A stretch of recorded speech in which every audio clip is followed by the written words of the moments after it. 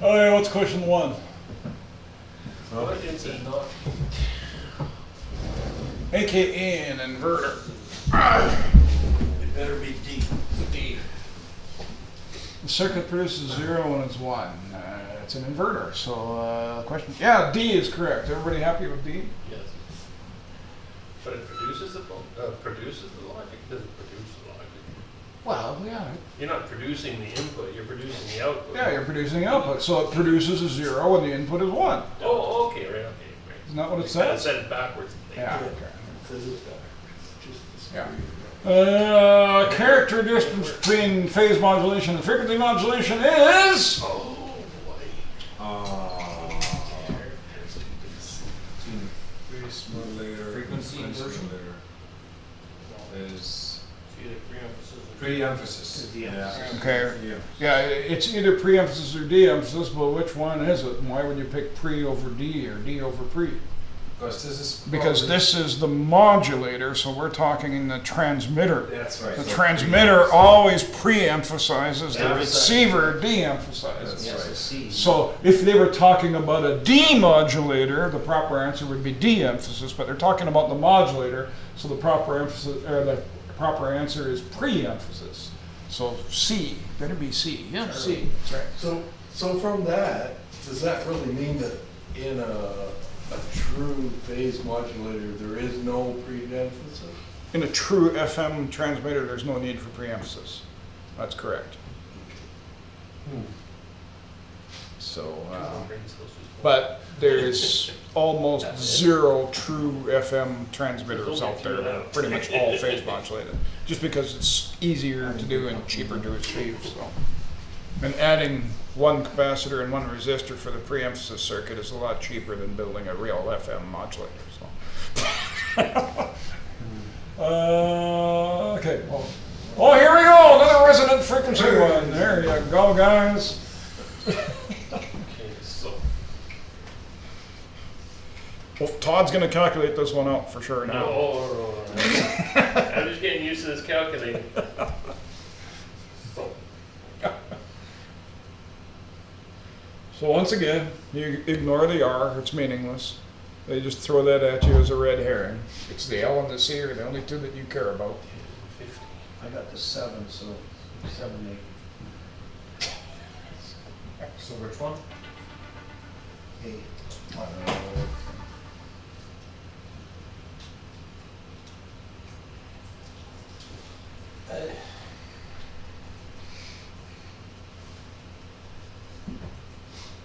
No.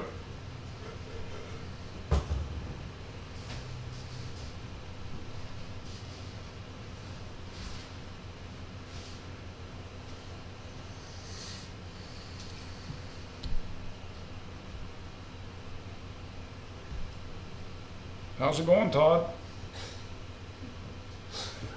Not getting anywhere. You got a new program, should be working. What's that for? There's the 7. Yes.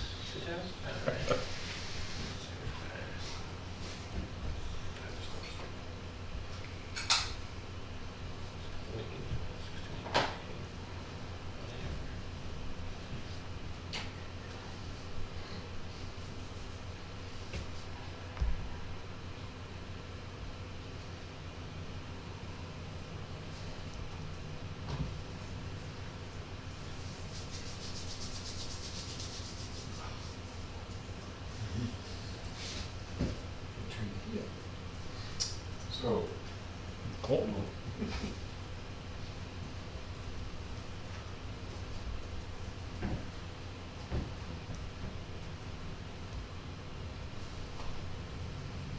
Better go download another calculator.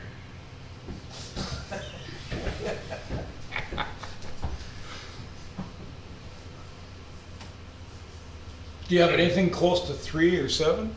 I got You got 8. A alpha. Oh, alpha. Yes, alpha is correct. Okay, good. Was worried about that for a minute. What determines the velocity factor in a transmission line? C. The dielectric. Once again, if it's polyethylene, it's whatever 66, and if it's something else, it's that, and if it's air, it's 98 or 99. If it's a vacuum, it's 1. Oh no! Oh, Another one! Todd, you put your calculator away too quickly. Let's start it up again. No, the screensaver didn't even kick in yet. Well, the answer is going to be either B or C because those are megas. So 5 is okay.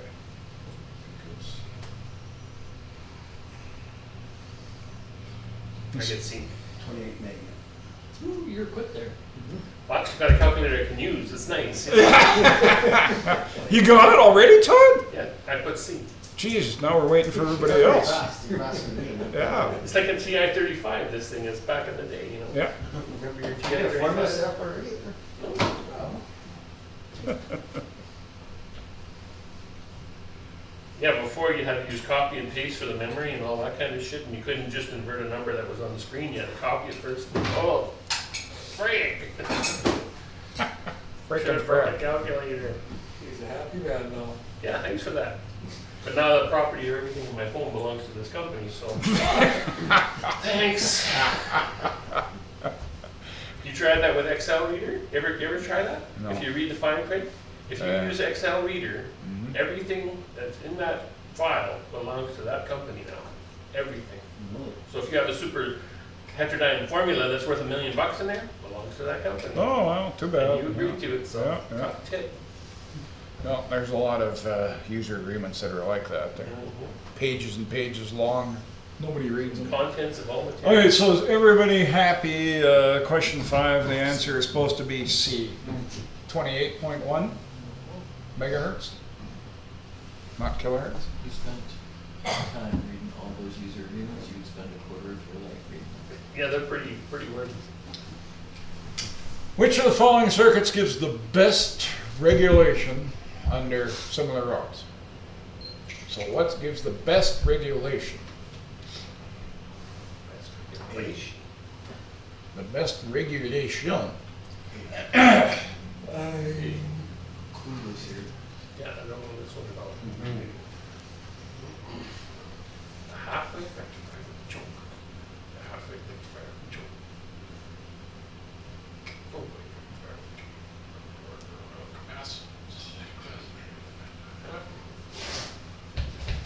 Half-wave bridge. Huh. I would say I give up. I don't know. Okay, so you can forget about the rectifier part of it. It doesn't matter what the rectifier is, it's the filter that makes the difference for load regulation. So really the question is it going to be a choke input filter or a capacitive input filter that gives better regulation?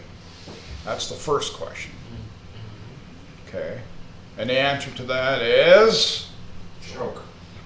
No, a capacitive input filter gives better regulation than a choke input filter. On the input. And the reason is, you remember the choke, a coil, built up that magnetic field and it's very resistive to voltage changes. It wants to maintain steady state. So capacitor input filter means the capacitor is first and the choke is second. And so the choke is going to maintain that. Now, so once we've said that, okay, well now we know it's a capacitor input filter, but hang on, there's 2 answers up there with capacitor input filter. So now we have to figure out, Halfway, full wave. yeah, have you ever heard of a half-wave bridge rectifier? No. Okay. Well, the answer says it says a choke filter. It says. What? It does. Yeah, it does. It's a choke. Choke filter on the answer. Don't want to be hang on, this is but 6. yeah. Was it A? 6 A is the answer? is, oh yeah, sorry, yeah, chunking, yeah, you guys are right, jeez. Yeah. So Yeah, the answer, I think it says because of the best regulation there, it's Yeah. wants a steady. yeah, okay, so So it's A is it, I admit, I steered you the wrong direction. It's a full wave rectifier with a choke input filter. Yeah, for the Best choky one. input filter, yeah. shit. Yeah. Okay. An oscilloscope cannot be used to, remember, read board cannot be used to measure what? VE/FM period deviation. We fiddled around with the scope a little bit there yesterday, and you've seen that we can measure voltages, we can measure frequencies, we can measure the amplitude of complex voltage waveforms, but like to measure an FM carrier deviation, no. Okay, so it better be B for 7. 7 is B. Go for it again. Okay. Energy is stored within an inductance carrying current. The amount of energy depends on this current, but it also depends on the property of the inductor. The property is the following. Oh, we had this one before. Inductors are measured in Henrys. Right on. So. Oh, oscillators. Pulpits. Okay, so coal pits. Is it a coil or is it a capacitor? In a coal pits. Capacitor. CC. It's a divider. CC. So the answer is D. D is in dog. Just remember, coal pits starts with a C, C, C. Coal pits capacitor. Coal pits capacitor. Yeah, that's a good one, yeah. Okay, coal pits capacitor. So the answer is D. Okay. Yeah, there's a divider. Where should you stick your RF watt meter Well, let me tell you where you can stick your for the most accurate reading of transmitter output power? C. Transmitter output connector. Yeah. At the output. Ideally, right on the ass end of your transmitter with no transmission line at all if you can. Well, normally you can't do that, but it's a very, very short piece of line, so. I disagree with their answer. Why? Depends what you're measuring. We're measuring transmitter output power. Yeah, in a bird 43, they quote coax cable lengths to add to it to give you the accurate reading. And I believe it's the half wavelength. Yep. So I don't really agree with their answer. The thing about, remember how we talked yesterday about transmission lines where I drew that thing and how the quarter wave of the transmission line can invert the impedance and then a half wave reflects it? Well, if you need to hook up a piece of coax cable between your watt meter and the transmitter, ideally you want that piece of coax cable to be a half wave long. And that way any complex impedance that might be happening in there, theoretically there should be nothing, but anything that may be happening there will be shown on the watt meter. So, no, as close to the transmitter output connector as you would. Ideally, it would be really nice to hook a watt meter right to the transmitter output connector with no cable at all. That's the ideal situation. Because any cable you put in there will have some loss. Any cable when they have some effect. Now, if the cable's only that long, well, how much effect is it going to have at HF frequencies? 0. But yeah, at VHF and UHF, and even to the higher stuff, hooking up a cable this long, well, all of a sudden that's a quarter of a wavelength, right? And you don't want to start doing weird things like that. So, anyways, the correct answer that they're looking for is C at the transmitter output connector. Oh, here's this stupid CRC thing again. Everybody knows that we're smoking hash here. Yeah, okay. Is that what the packet reading is? Actually, CRC characters are used in a lot of data transmission when you Yeah. send a file. They basically add up all the bits that are in there, and Yeah. the total is put in as the last bit in the file, Yeah. and it's called CRC item, and it should match when you transmit it. The Yeah. receiving station Yeah. does the addition again and makes sure that it compares it. What it is it's just a test. You're sending a message, and a message in the data world is just a bunch of numbers. And all this thing does is just adds all those numbers up to some humongous number, chops off a bunch and says the last few digits of that number are 1, 2, 3. And so when you receive that message, you do the same thing. You add up all of them together and you chop them all off, and the last 3 digits are 1, 2, 3. Okay, they match. It's just a quick check to make sure that the data you got is intact or complete or whatever. And it is used an awful lot in almost every data protocol. Okay, what's we had here? Simple two-stage CW current to the collector of the transmitter, class C, stage through a radio frequency choke and a tapped inductor. The RFC on the tapped inductor side is also connected to grounded capacitors. The purpose of the RFC and capacitors is to See, once again, this might be a handy one that you can draw yourself a little schematic.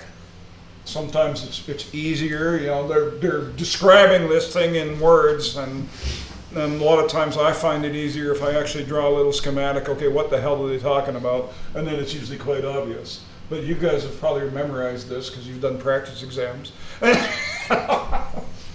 And so number 12 is what? see. See, form a low pass filter, yes. VE6RHS. Radio frequency choke, RFC, or coil. RFC is a coil or an inductor, radio frequency choke. The term choke is used for a coil when the function of the coil is to block high frequency, in this case RF, because you're choking the RF out of the circuit. Doing a Homer Simpson. Yeah. So, Why I you know, because sometimes they'll refer to it as a coil, and sometimes they'll refer to it as a choke. Well, a choke is a coil, and a coil is a choke.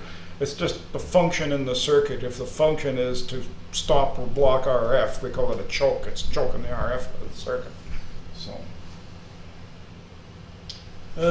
device which helps the receiver overload and spurious responses at VHF, UHF may be installed in the receiver front end. It is called a...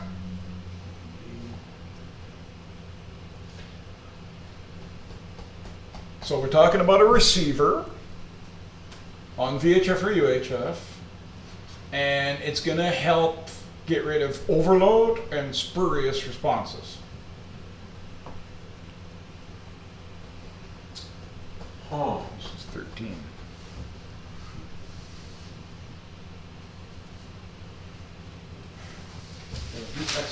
Well, a duplexer was meant for a repeater. A directional coupler? What the hell's that?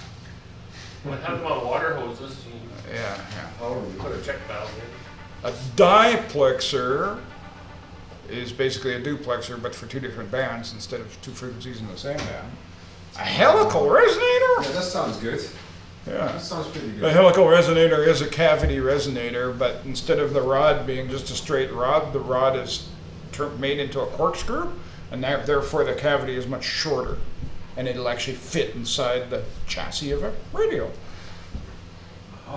So helical resonators are very common. As a matter of fact, if we get bored, lunchtime I can take you over and I can show you our 6-meter duplexer. They're 6-meter cavities. Well, you think, what's a quarter wavelength on 6 meters? That's reasonably large, right?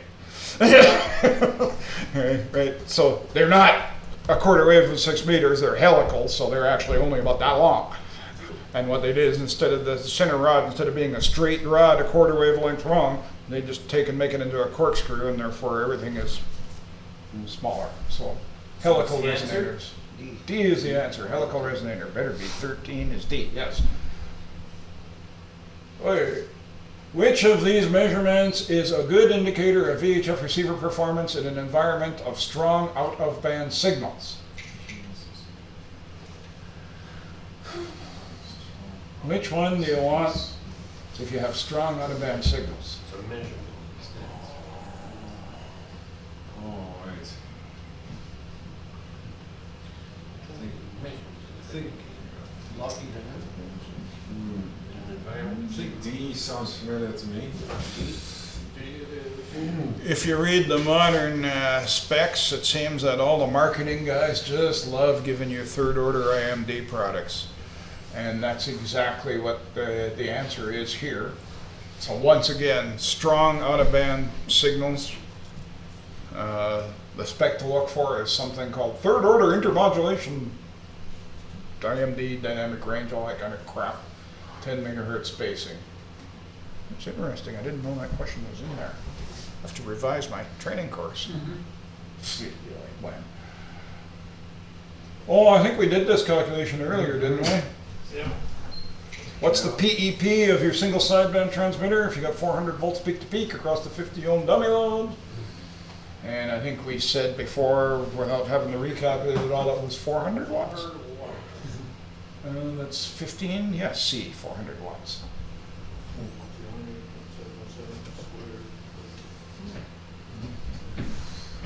At the ends. At the ends of a dipole, what's the voltage and currents doing? Ends of the dial. Voltage is high, current is low. C. C, yeah. Voltage is high, current is low at the ends of a dipole. And that was 16C. Oh boy, we're doing good. What are the three terminals of effect called? Oh.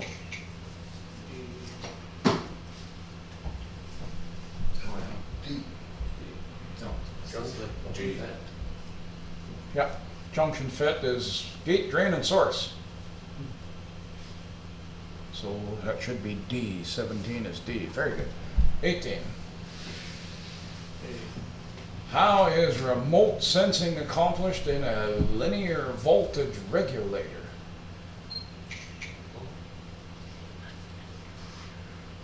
Yeah, wireless inductive loops. That'd be interesting, wouldn't it?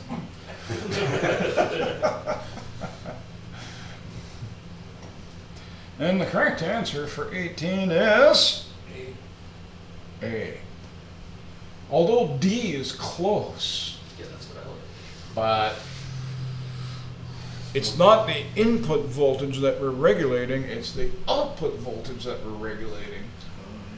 So D says an error amplifier comparing the input voltage. We don't really care what the input voltage is as long as it's above the threshold of the voltage regulator, we're happy. So the output voltage of voltage regulator is taken at the output pin.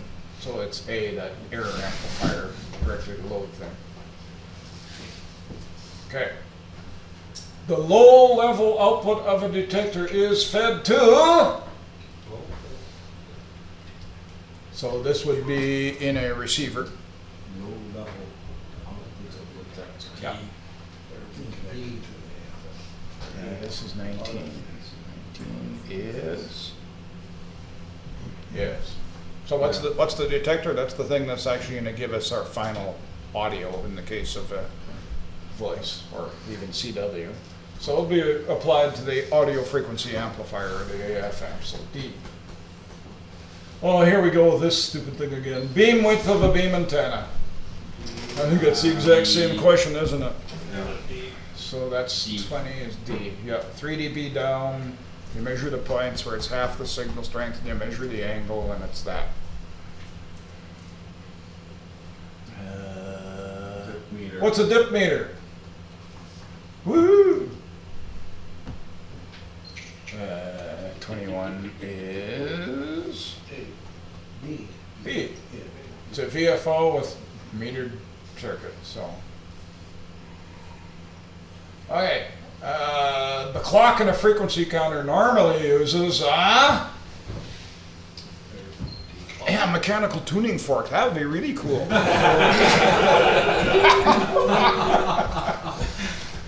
So once again, we want a very stable, accurate oscillator, so it's going to be a crystal oscillator. At least it better be. 22 is D. Yes. Aha! After two time constants, Same question. the RC is discharged to what percentage? D.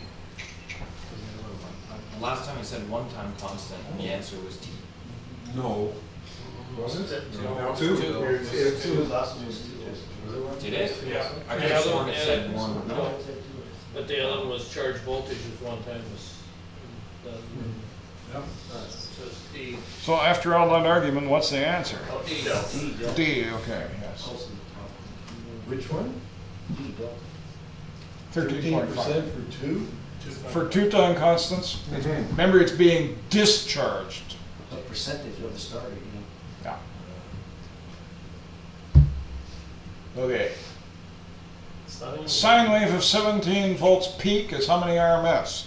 12, 17 times. 17 times what? 2707. 0.707? So 1 is 36. So, yeah.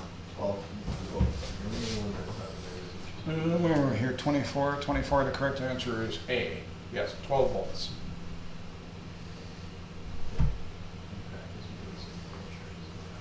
In a common emitter amplifier, are the input and the output in phase, 180 degrees out of phase, or in quadrature?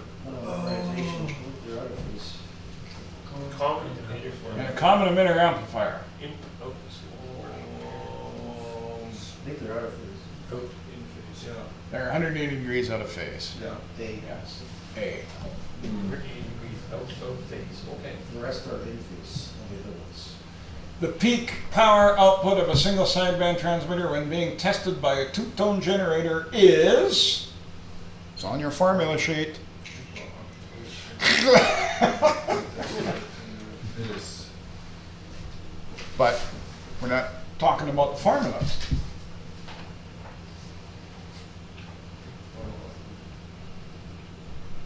Oh, yeah. It's double, right? See, Yeah. Si, senor. Is that on the list here? No, Charlie. not on the list. Here. Oh, right. Well, this is not power, this is Yeah. voltage.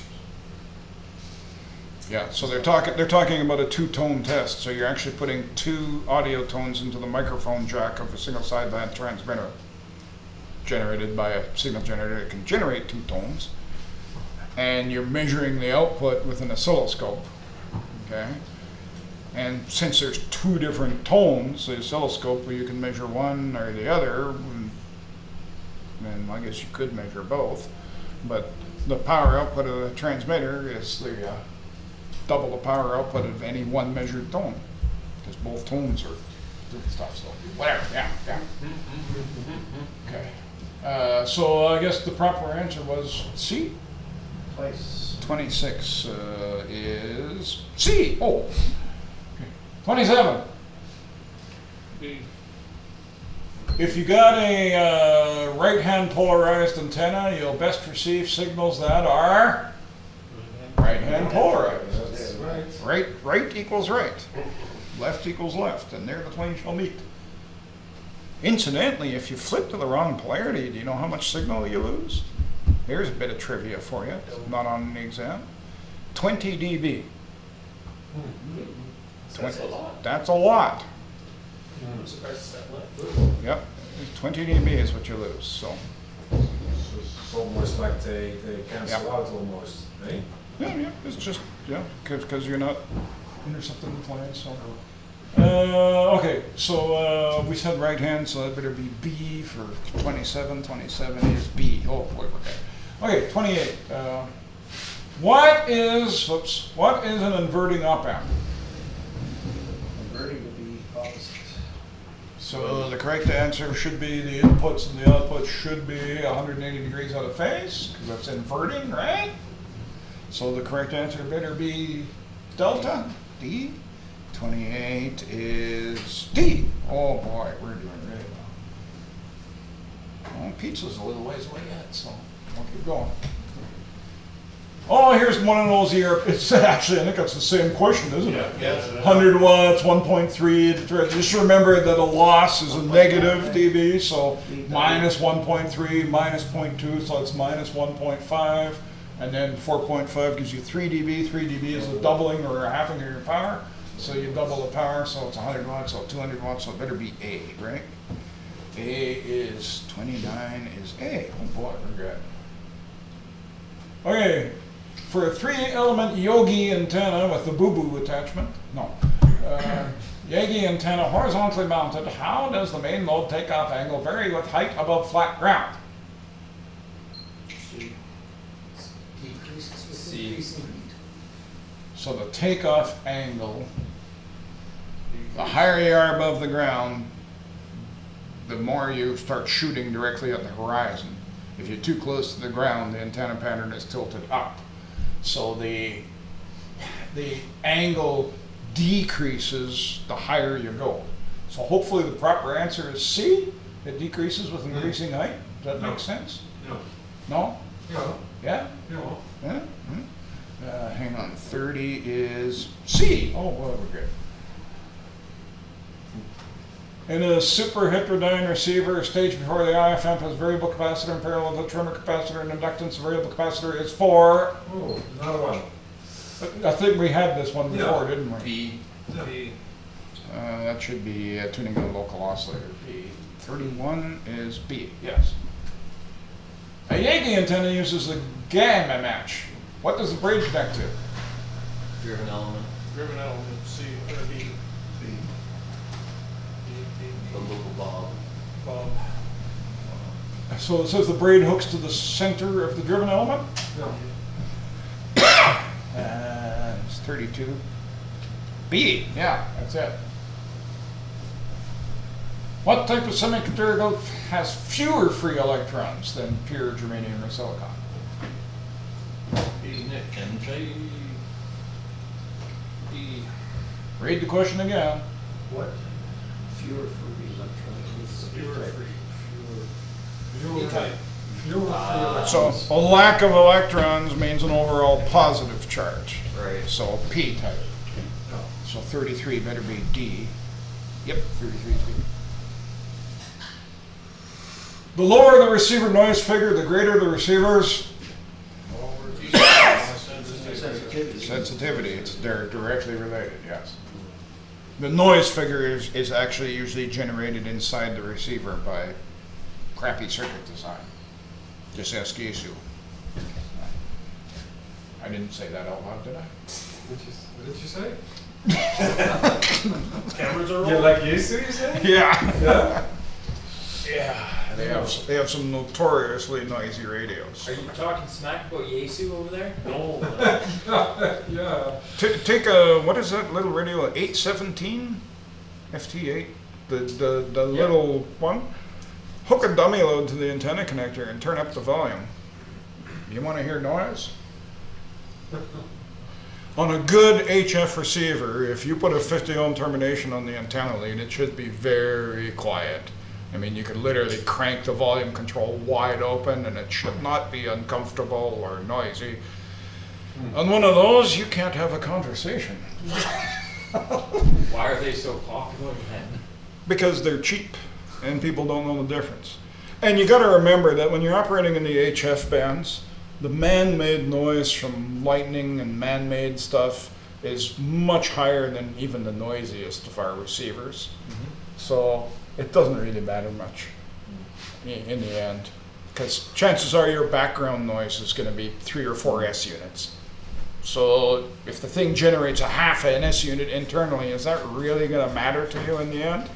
And this is why the Yaesus and the Kenwoods and the ICOMs, they know this, and all of their entry-level, low-end stuff is actually quite noisy. So. I have a Kenwood, I have an ICOM, I have a Yesu. He's got them all. If you want a very good performing HF transceiver, not fancy, doesn't have a lot of bells and whistles, but very low noise, very low distortion, all that kind of stuff, buy an Elecraft and be done with it. You have to build it yourself. So they're not the fanciest, but from RF specification standpoint, they Is that a tube radio? nope. Okay, what are we doing here? What question are we on? 35. Double conversion receiver designed for single sideband reception has a BFO and Well, 2 stages and 2. it's a double conversion receiver. All right? 2 and 2. 2 and 2? 2 and 2. Wow. Double conversion receiver means there's 2 IFs. That's what double conversion means. Triple conversion means there's 3 IFs. So if you got 2 IFs, each IF needs a oscillator. So 2 IF stages and 1 oscillator, it wouldn't work too well. 2 IF stages and 3 oscillators, I'm not sure where that one came from. So 2 IFs and 2 oscillators, it's A. Better be A. 35 is A. Okay, 36. Oh, another Q one. Okay, everybody calculate the Q. Did we have this one? No, I don't think we had this one on the previous one. No, notice they always ask about parallel circuits here. They don't ask about series Q. So I never bothered putting the formula down for series Q. The formula I put down is for parallel.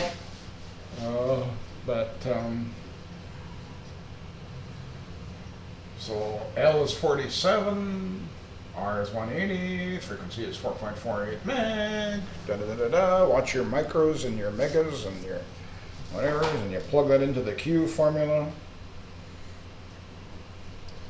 And you come out with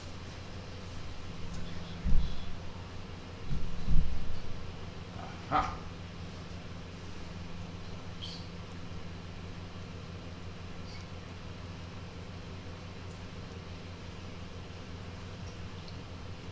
See? Senor, see?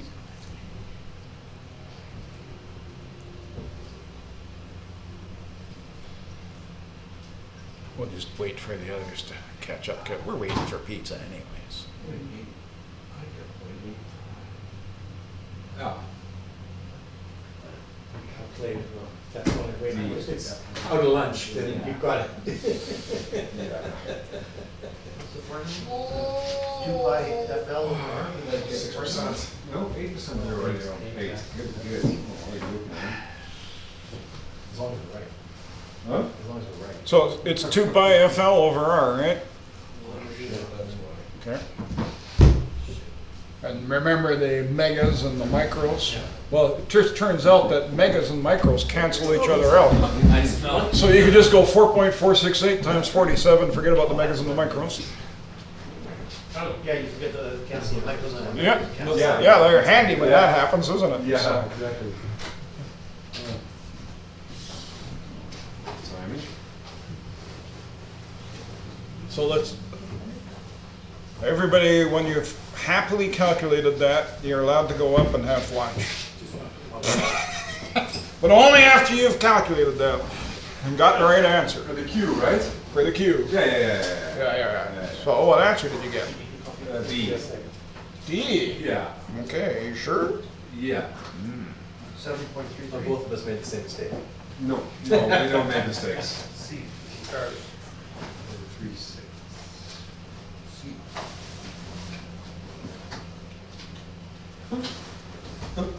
What the heck? What? Is that right, 7.33? D? Yeah, Maybe I got the serious one then. Maybe.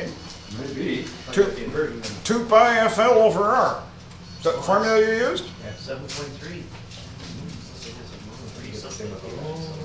Well, maybe the formula's the wrong one. Maybe you have to invert it. Yeah, it's either that or invert. Q. Well, the L, 119. if they're giving you inductance, it's They give us, Oh. they give us L. Oh, 2 pi FL I got the over R. serious one. You got the serious I one. got the serious one. Yeah. Yes. Okay. This is serious, and this is the parallel. So recalculate. They're just inverted, that's all. Okay. Take the answer you got and go 1 over. We go what? 1 over X. You said you had 7 point something? What's 1 over 7 point something? 1.36. C. So we did make the same mistake. We did. Oh man. Yeah, so the series and the parallel are This just. is very misleading. This Yeah, Q formula here. yeah, you have to be aware of that. Huh? There should be QS and QP. Q series and So you're QP. saying you're supposed to use Well, the yeah, zone parallel, formula? it's R over. Yes. Yeah. Series. Because You almost have to invert it this is twice. different, this is CR. What'd you say? Because If the you whole use, So it's Parallel right here. Parallel is R two over. pi FCL, Series. if you do the 2 pi FL first, Okay. sort of thing, you need to invert that, to put it on the bottom, or to do it. Yeah. The only difference between series and parallel is the equation's inverted? No, in parallel. Yeah, but the folder on the sheet is series. There are no series questions, so we're fooped. No, you just use that formula and invert it. Just do Yeah. 1 over x at the end. Yeah. That's all you did. Because you came out with 7, you go 1 over 7, and you come out with c, 0.136, right? So they're reciprocal of one another. Yeah. So go ahead and then we'll break for lunch. Pizza now, right? Yep, Good answer. back at 1, and we'll continue on with the next question at 1 o'clock.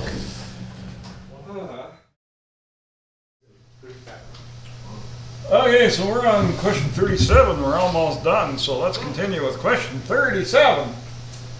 What's or which of the following is a major advantage of waveguide over coax? Low losses. Low losses, very low losses, yes, A is correct. What are we on here? 38. Which of the following is not a method used for peak limiting in a signal processor? Not a method. Only one is a frequency, because of the frequency. Frequency clapping. Frequency. Yeah, what exactly is frequency clipping? Yeah, what is What are you that? going to do? Clip off some frequencies? Yes. C is the most ridiculous of the answers. All 4 of them, yeah. Okay, well there's one. What is frequency hopping spread spectrum? C. Yeah, the frequency is changed in accordance with a pseudo-random list of channels. Yeah, so frequency hopping is almost self-explanatory. It tells you what it's doing. It's hopping different frequencies, right? An FM wave with a single tone modulation has an infinite number of sidebands. That's true. What? Yeah, an FM signal has an infinite number of sidebands. You can't count them all. AM has 2 sidebands, upper and lower. So, okay, where are we here? 41? There we are. What operation does an SCR exhibit electrical characteristics similar to a forward bias silicon rectifier? When it's on. It's gated on. When it's gated on. So that's C. 41 is C, yeah. The regulation of short-term changes in the load resistance of a power supply is called Dynamic. dynamic. Right on. So dynamic is for fast or short-term changes, and static is for long-term changes. 43. In a frequency multiplier circuit, L1 and capacitor connected in series between VCC and ground, collector of transistors connected to tap at L1. The purpose of the variable capacitor is to... Yes. D. Tune L1 to the frequency. It's a frequency multiplier circuit to begin with. So it's harmonic. So you want to pick off the desired harmonic of whatever's going in there. Now the desired harmonic may be the second harmonic or the third or the fourth or the fifth, but we want to pick off that harmonic. So the variable capacitor is used to tune to the desired harmonicus. So that should be A. That's what 43. 43 is A. Oh geez, are we good? Okay, 44. Oh, the good old grounded green amplifier again. Blocking capacitor. The plate is connected through a pi network through a, well, it's a capacitor, but is it electrolytic, tuning, blocking, or bypass? Blocking, yes. And that's the case where we want to keep the B plus, the high voltage, off our antenna connector. It's really fun when those blocking capacitors short out, which they do.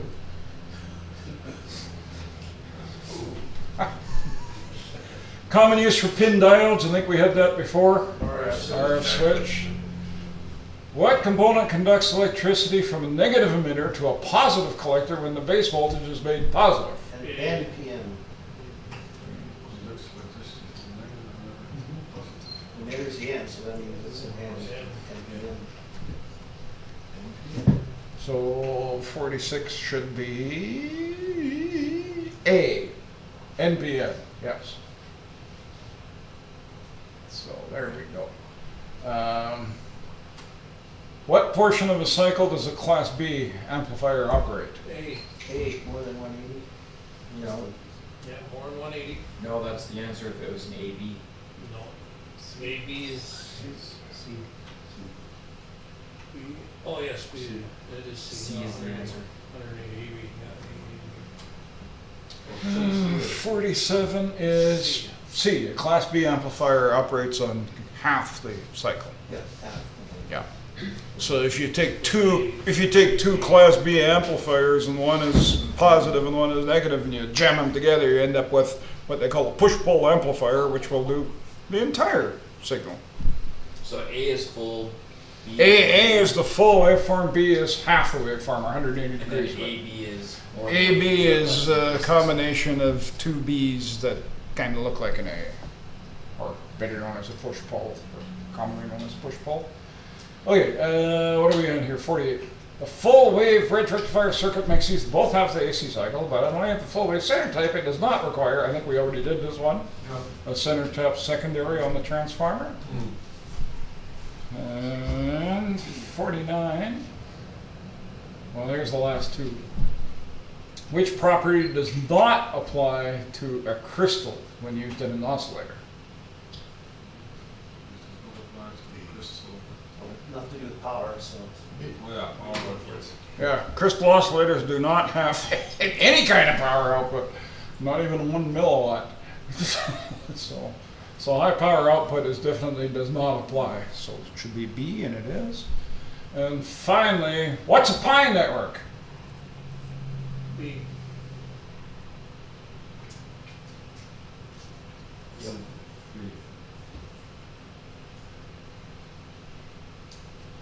And a pi network, that name pi comes from the three elements, where two elements are going to ground and one in the middle, so it kind of looks like the symbol pi.